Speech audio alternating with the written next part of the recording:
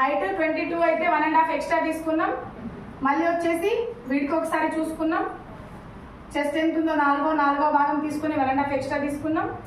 Next shoulder ఎంత వచ్చింది, chest ని బట్టి షోల్డర్ తీసుకోవాలి. అంటే మనం చెస్ట్ 32, 34 లోపు ఉంటే 5 వస్తుంది కాబట్టి మన చెస్ట్ ఇక్కడ 33 ఉంది కాబట్టి నేను షోల్డర్ 5 తీసుకున్నా.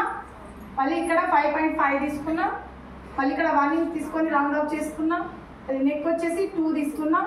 ఇది ఎలా అంటే మనం చెస్ట్ ని 12తో అంటే 12వ భాగం తీసుకోవాలి. అలాగే 2 వచ్చింది కాబట్టి ఎక్స్ట్రా పట్టుకోలేదు, 2 ఇక్కడ పెట్టుకున్నాం. మళ్ళీ హైట్ వచ్చేసి నెక్ హైట్ 6, ఇంట్లో 1/2 ఇంచ్ ప్లస్ చేసి 6.5 తీసుకున్నాం. మళ్ళీ ఇది స్టార్ నెక్ కాబట్టి ఇక్కడ కింద నుండి పైన 1.5 తీసుకొని ఈ డాట్ నుండి బయట 1/2 ఇంచ్ తీసుకున్నాం. దీన్ని ఇలా షేప్లో గీసేసుకున్నాం. దీన్ని స్టార్ నెక్ అంటారు. నెక్స్ట్ వచ్చేసి దీనికి లోతు తీసిన ఫ్రంట్ పార్ట్కి మళ్ళీ వచ్చేసి ఇక్కడ టేప్ పెట్టి ఇది chest point, west point, hip point. తర్వాత వచ్చేసి అడ్డంగా గీత గీసేసుకోవాలి. తర్వాత మన చెస్ట్ పాయింట్లో మన చెస్ట్ ఎంత ఉందో 33, దాంట్లో 4వ భాగం తీసుకోవాలి.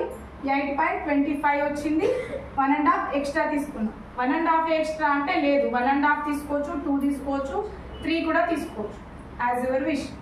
మళ్ళీ వెస్ట్ పాయింట్ వచ్చేసి 28 కాబట్టి 4వ భాగం తీసుకొని 1.5 ఎక్స్ట్రా తీసుకున్నా. హిప్ పాయింట్ కూడా 4వ భాగం తీసుకొని 1.5 ఎక్స్ట్రా తీసుకున్నాం. ఓకే, మళ్ళీ వచ్చేసి మనకి హ్యాండ్స్